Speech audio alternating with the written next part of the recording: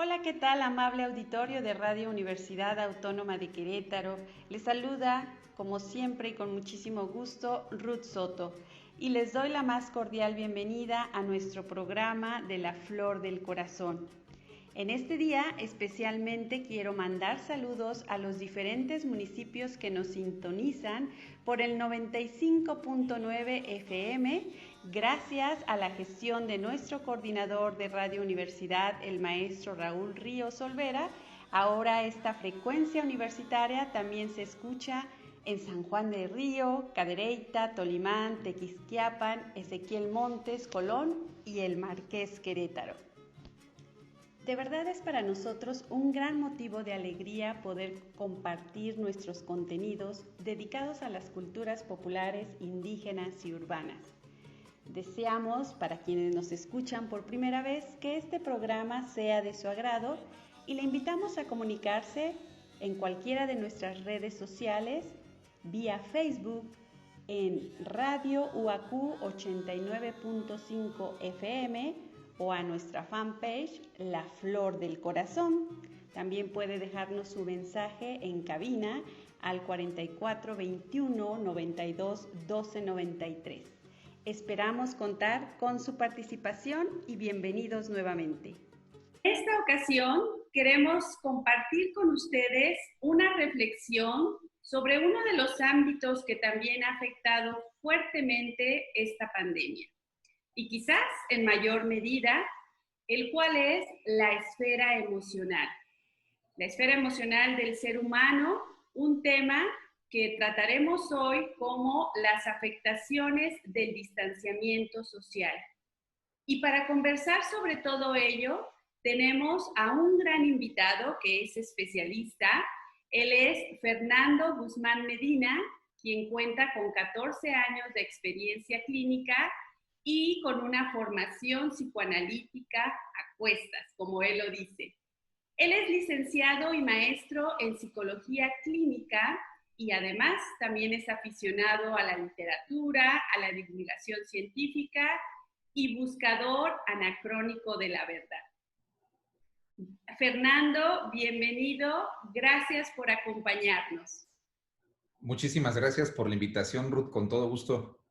Al contrario, a ti por darnos este espacio, ahora desde la virtualidad.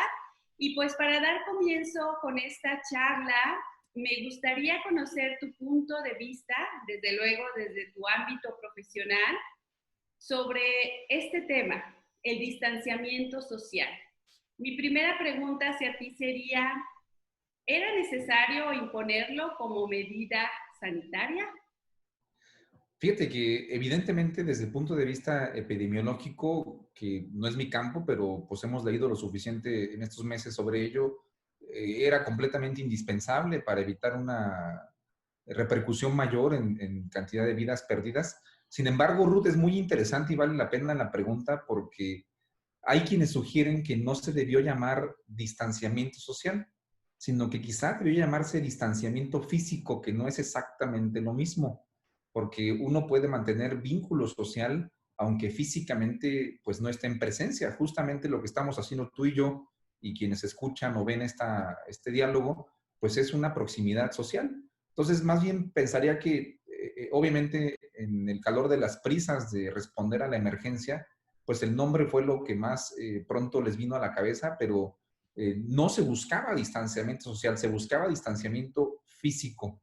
Hoy la tecnología nos permite tener algún tipo de proximidad social que no reemplaza evidentemente el contacto persona a persona, cara a cara, el contacto físico, pero que sí permite compensar de alguna manera el alejamiento de esta naturaleza físico.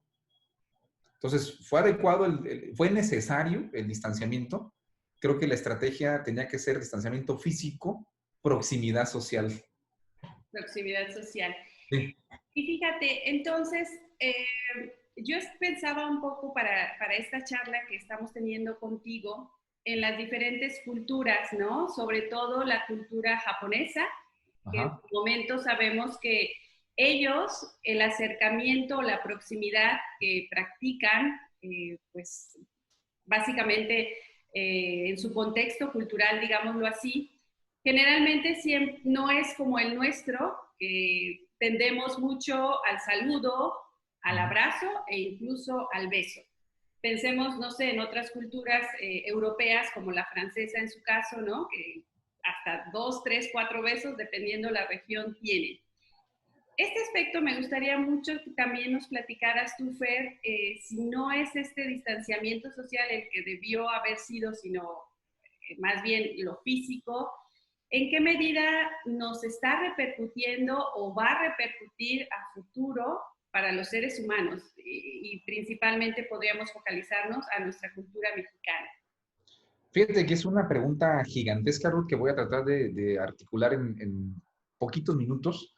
Me parece que el movimiento de la modernidad como época histórica, es decir, desde el siglo XVI aproximadamente para acá, hay un énfasis cada vez más importante en un forjado, en una construcción de la personalidad más individual, lo cual ha traído poco a poco un mayor reclamo de privacidad, de intimidad, de espacio, que en casos extremos como la cultura japonesa, efectivamente, pues ha repercutido en incluso ya dificultades reales para tener contacto humano, para tener contacto humano significativo, vínculos de pareja.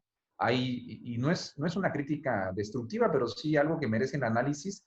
Pues hay segmentos de la población japonesa, se calcula que hasta el 40% de los jóvenes de 20 años carecen de una relación íntima con una pareja, pues, y no tienen perfil o no tienen una perspectiva de tenerla en los próximos años en Japón. Es un alto índice ya de gente que está muy sola.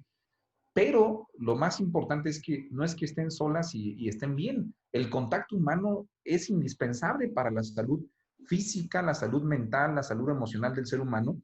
La bioquímica cambia con el contacto significativo, con la proximidad, con los abrazos, con la gente que tenemos un vínculo amoroso, con la pareja. El contacto amoroso cambia completamente el funcionamiento del cerebro y promueve un mejor estado de salud y por consecuencia un mejor estado de ánimo. Entonces, este movimiento occidental, y Japón está en Oriente, pero está occidentalizado, ¿no? Lo entendemos en ese sentido cultural, ha promovido este distanciamiento paulatino que ha impactado diferente en cada país, en cada población. En México no nos ha impactado tan fuerte, sin embargo, también ya un poco, ¿no? Ya hoy en día hay una paradoja, es la era de más comunicación y quizá la era de peor contacto íntimo entre la gente, y está sucediendo ese fenómeno. En Japón, pues, han recurrido pues, a las muñecas o muñecos como compañeros, ¿no? Como sustitutos del ser humano, y esto es alarmante.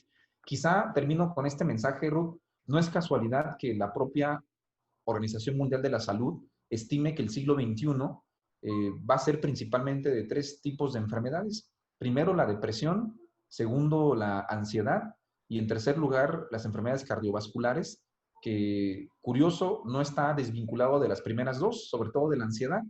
Es decir, un ser humano entre menor contacto físico, entre menor contacto social, más propenso es a la depresión, más propenso es a la ansiedad, porque no es un aislamiento de la anacoreta, no es un aislamiento espiritual que es elegido como un ejercicio de autodescubrimiento, pues no es eso. Ese aislamiento se ha practicado desde tiempos inmemoriales. El aislamiento que tenemos hoy es un aislamiento que no alcanzamos a comprender muy bien, que es parte de este empuje moderno de la individualidad, pero que nos ha rebasado y no alcanzamos a saber ahora cómo hacer un lazo. No nos soportamos ni nosotros mismos y menos al prójimo. Entonces es delicado, ¿eh? Es una situación delicada que en el siglo XXI el principal reto de salud va a ser entre los dos primeros, la salud mental, depresión y ansiedad. Y yo te diría que en buena medida es consecuencia de esta mayor dificultad de contacto que tenemos cada vez más conforme pasa el tiempo. Pues no es un panorama muy alentador que digamos, es triste, pero justo aprovechando que tú eres especialista en el ámbito de la salud y para quienes hemos vivido este confinamiento, desde luego tenemos diferentes reacciones y actitudes frente a él.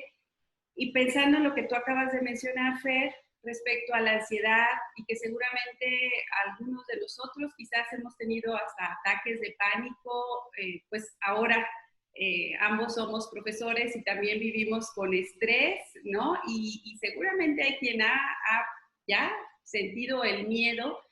¿Qué estrategias sencillas tú pudieras sugerir, digo, para quien no tenga la posibilidad ahorita de ir a alguna terapia, pero de qué manera podríamos sobrellevar, pues, esto que estamos viviendo en el confinamiento? Bueno, yo propondría 3 estrategias básicas, Ruth, y quizá podríamos extenderla a 5, pero 3 mínimas. La primera, pues efectivamente, no confundir distanciamiento social con distanciamiento físico. Lo que ahorita todavía se requiere es distanciamiento físico, pero necesitamos forjar, fomentar mayor proximidad social. Primera premisa. Segunda recomendación es no confundir proximidad social con uso de redes sociales. El uso de redes sociales, del Facebook, del Instagram, del TikTok, del Twitter, pues no promueven relaciones significativas. Es decir, tener relaciones sociales es conocer a las personas, escucharlas, tener una plática, interesarnos por ellas. No consiste únicamente en dar un like, no consiste en seguir a alguien. Esto al contrario hace más daño. Está muy correlacionado en investigaciones clínicas bastante serias que hay una proporción directa entre mayor número de horas en redes sociales y mayor índice de depresión, por ejemplo. O sea, esto está bastante estudiado. Entonces, no hay que confundir la proximidad social a distancia. Debe ser personal, se fomenta con cuidado, es como cuidar una plantita, ¿no? Las amistades se cuidan, las amistades se procuran, se les ve dónde hay que estar, en el sol, en la sombra, cuánta agua necesitan. Así somos las personas también, igual de artesanales. Y tercera premisa, pues es también no tenerle miedo a la ansiedad ni al pánico.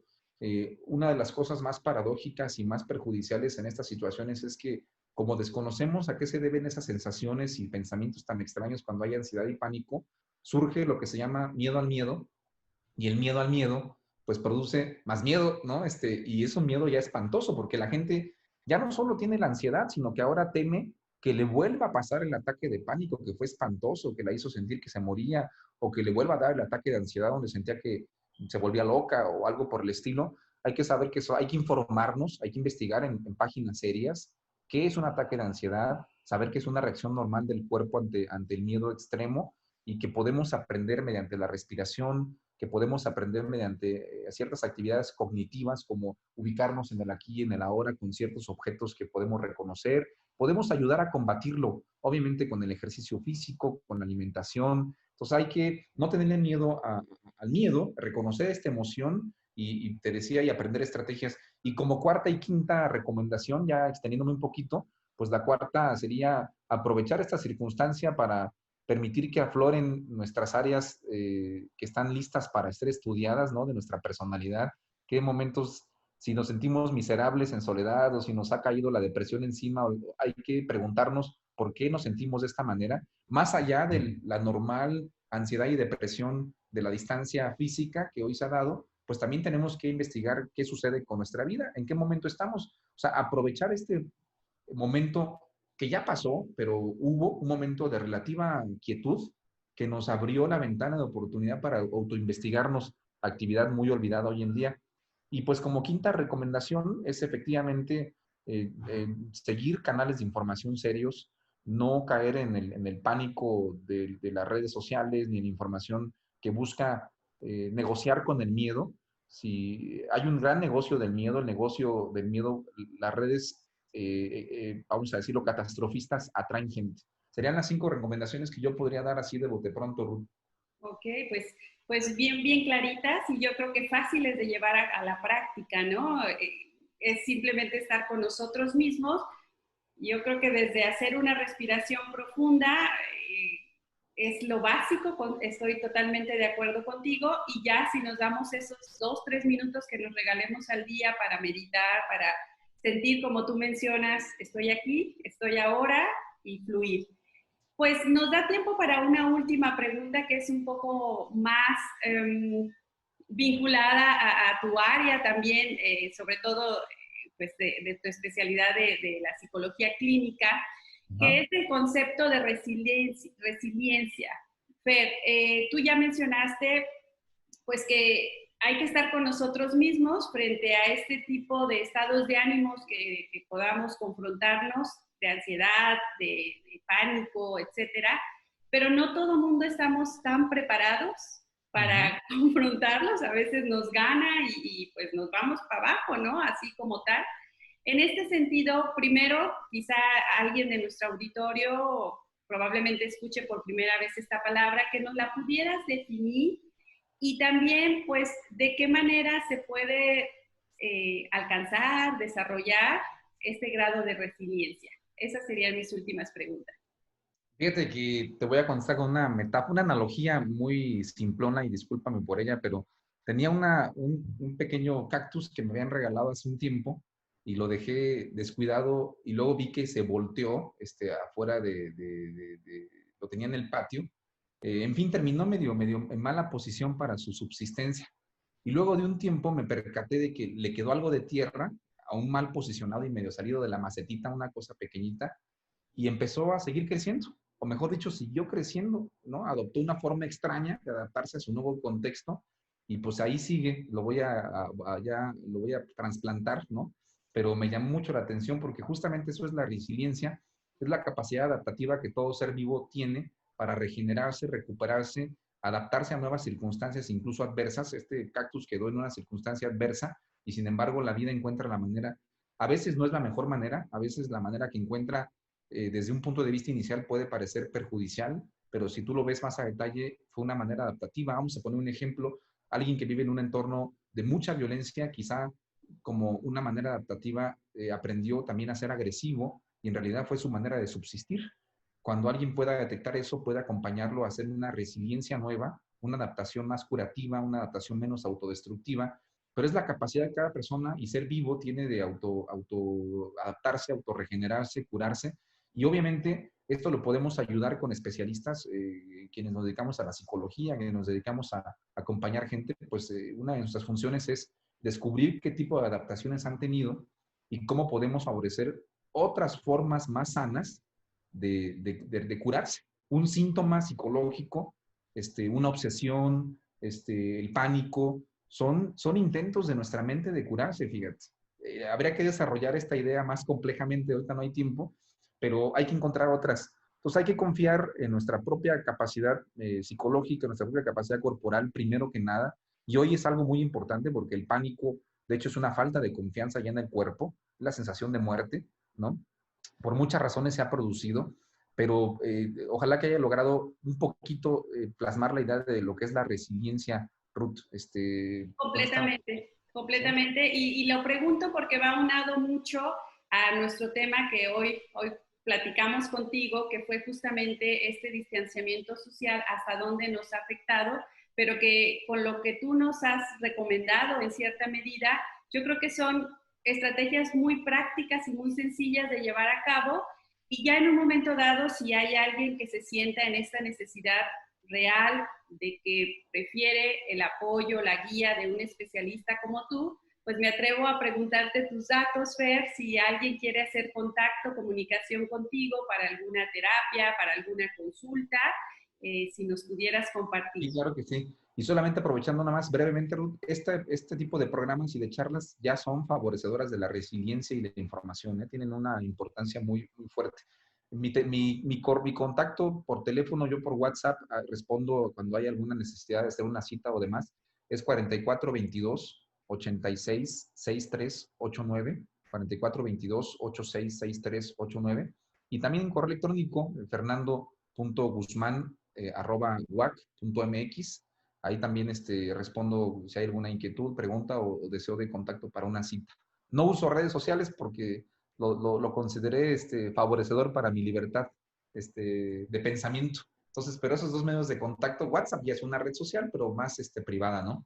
Ahí Claro. estamos con todo gusto a quien se le llegue a ofrecer algo. Pues muchísimas gracias, Fer, porque verdaderamente creo que todos hemos tenido esta inquietud durante este confinamiento, que ya vamos para casi medio año, ¿verdad? Del mismo. Pero creo que con lo que tú nos mencionas y principalmente, pues sí, ¿por qué no? Seguirnos abrazando, sobre todo entre familia, entre cercanos, Y pues nada más procurar los cuidados de las recomendaciones que nos hacen por todos lados, ¿no? Pues distancia física, con cubrebocas, a las medidas que nos han dicho también, el lavado de manos, porque pues todavía seguimos en esta fase. Esperemos recuperarnos pronto, pero mientras tanto, pues ahí está este gran mensaje que nos das tú. Pues nosotros mismos somos capaces de autocurarnos, como acabas de mencionar, y hay que buscarle, ¿verdad? Hay que buscarle. Sí. ¿Un último mensaje con el que quieras despedirte, Fer? No, nada más, reiterar lo que acabas de decir, distancia física, cercanía social y cercanía social significativa. Hablar verdaderamente con alguien, mirarle a los ojos, aunque sea a través de la pantalla, cercanía social, ¿no? Que no son redes sociales, es muy distinto. Nada más eso. Pues muchísimas gracias. Les agradecemos que nos hayan acompañado a este conversatorio en diálogo con el psicólogo Fernando Guzmán Medina, quien ya nos ha dado sus recomendaciones, y deseamos que verdaderamente pueda apoyarles en este proceso de confinamiento y desconfinamiento, y que en esta nueva normalidad también pues aprendamos juntos a llevar a cabo una vida que nos permita no alejarnos de nuestros seres queridos, sino por el contrario, tener esa búsqueda constante, como nuestro especialista lo recomendaba, del acercamiento social y el distanciamiento físico. En este tema de la resiliencia, pues hemos preparado una información que esperamos también les sea de gran utilidad a todo nuestro amable auditorio que nos acompaña el día de hoy. Cuando en tu vida algo sale mal, te recuperas pronto o te derrumbas inmediatamente. Algunas personas tienen la fortaleza interior para reponerse ante adversidades, tales como una enfermedad, la pérdida laboral o hasta la muerte de un ser querido, aunque para otras no les es tan fácil restablecerse de inmediato o incluso nunca lo logran. A esto se le llama resiliencia y es posible cultivarla. Acompáñame y entérate de qué forma. Recordemos que la resiliencia es la capacidad que los seres humanos tienen para adaptarse al sufrimiento, la frustración, la ira y el dolor, y también coadyuva a protegernos de distintas afecciones de la salud mental, como la ansiedad y la depresión. Al igual nos favorece en tener un mayor control sobre el estrés y preservar la fortaleza espiritual. Para cultivarnos y ser más resilientes es fundamental educarnos en la esfera mental. Esto nos ayudará a mejorar el bienestar emocional y psicológico de forma individual. A su vez, nos permitirá desenvolvernos mucho mejor con nuestros vínculos sociales como la familia y los amigos, es decir, nos llevará en consecuencia a cosechar la ecuanimidad con todos ellos. De cara a la situación actual, muy seguramente nuestras emociones se encuentran en una montaña rusa. Por tanto, para preservar un estado de calma y paz, es importante cultivar la resiliencia. Quizás te estés preguntando de qué manera hacerlo, pues los profesionales de la salud sugieren empezar con acciones sencillas como la meditación, la respiración consciente y sobre todo, con la aceptación y reconocimiento de nuestras emociones como parte integral de nuestro ser. Además, no olvides considerar que esta situación es pasajera. Asimismo, ejercítate físicamente y procura tu autocuidado. Por último, y no menos importante, crea redes sociales de apoyo que te inspiren confianza y cuéntales cómo te sientes. Seguro siempre encontrarás una mano amiga dispuesta a ayudar. Vos, Daniela Guevara.